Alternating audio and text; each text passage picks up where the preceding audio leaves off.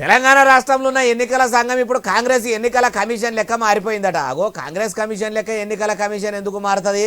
ఏ పార్టీల మాట సర్కారు మాట కూడా వినకుండా ఎన్నికల సంఘం పనిచేస్తుంది కదా.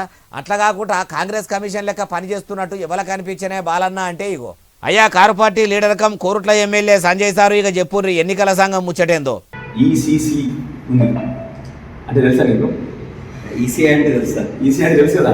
ECC election commission of Congress, state election commission కదా, రైట్? సో కంప్లైంట్ ఇచ్చినా ఏమి ఇచ్చినా పట్టించుకోవట్లేదు. ఇన్నరా ఏమంటుండో మరి ఎందుకు ఇట్లా అన్నాడంటారా ఆయన ముచ్చటి నుండి. ఈసీసీ అంటే ఎలక్షన్ కోడ్ ఆఫ్ కాంగ్రెస్ ఇది.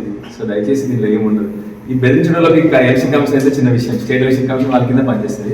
రాష్ట్ర సర్కారు చెప్పినట్టే రాష్ట్ర ఎన్నికల సంఘం కూడా పనిచేస్తుంది.